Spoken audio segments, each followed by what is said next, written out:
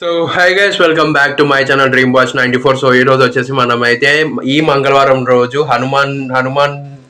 హనుమంతునికి పూజ చేస్తే ఎలా ఉంటుంది ఏంటి, ఏ పూజ చేస్తే హనుమంతుడు బాగా మనల్ని అయితే బాగా చూస్తాడు, ఆయన బ్లెస్సింగ్స్ మన మీద ఉంటాయనేది ఈ షార్ట్లో అయితే తెలుసుకుందాం. సో షార్ట్ని చివరి వరకు చూడండి, ఎక్కడ మిస్ అవ్వద్దండి, ఎక్కడ స్కిప్ చేయొద్దండి. సో సబ్స్క్రైబ్ చేసుకోండి, డ్రీమ్ బాయ్స్ 94 ఛానల్ని సబ్స్క్రైబ్ చేసుకొని బెల్ ఐకాన్ క్లిక్ చేసి ఆల్లో పెట్టుకోండి. సో ఈ వీడియోని లైక్ చేసి అయితే వెళ్ళండి. సో ఇంకా లేట్ చేయకుండా వీడియోని అయితే స్టార్ట్ చేద్దాం. Let's go.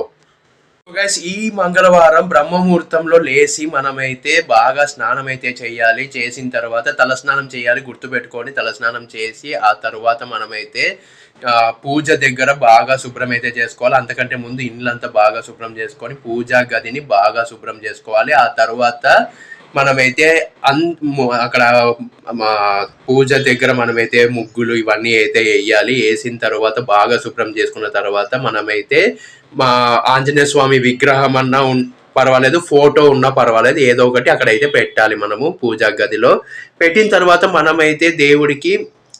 మనమైతే పూజ అయితే స్టార్ట్ చేయాలి.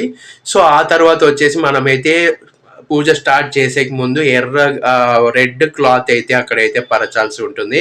సో ఇంకొకటి నెక్స్ట్ వచ్చి ఏంటంటే పూజ చేసేటప్పుడు మనకైతే సింధూరంతో అయితే దేవుడికి అయితే బొట్లు అయితే పెట్టాలి. సింధూరం అంటే దేవుడికి చాలా అంటే చాలా ఇష్టం, మీకు అందరికీ తెలిసినదే. సో అది మనమైతే దేవుడికి బొట్టు పెట్టి మనం కూడా పెట్టుకోవాలి.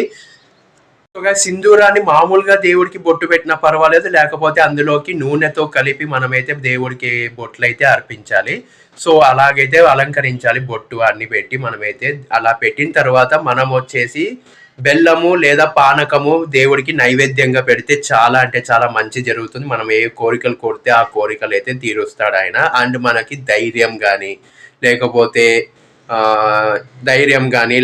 దయ్యాల మీద ఉన్న భయం కానీ ఇవన్నీ తొలగించి మనకైతే ధైర్యాన్ని అయితే ఇస్తాడు. ఆయనలాగా దృఢంగా ఉండడం అండ్ శక్తి మనకి చాలా అంటే చాలా పవర్ అయితే ఇస్తాడు.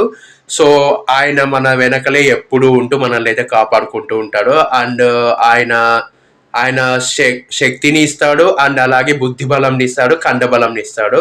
సో ఆయనని పూజించడం, ఆయనని నమ్మడం వరకు మన పని. ఆ తర్వాత ఆ దేవుడైతే చూసుకుంటాడు. ఏ పని చేసే ముందైనా దేవుడిని అయితే తలుచుకోవాలి. అది ఏ దేవుడైనా దేవతైనా సరే, ఖచ్చితంగా ప్రతి ఒక్క దేవుడు దేవత చాలా అంటే చాలా పవర్ఫుల్. వాళ్ళని మనము బాగా నమ్మినాము అంటే ఖచ్చితంగా మన కోరికలు అయితే 100% నెరవేరుతాయి. సో నెక్స్ట్ ఇంకా చూద్దాం.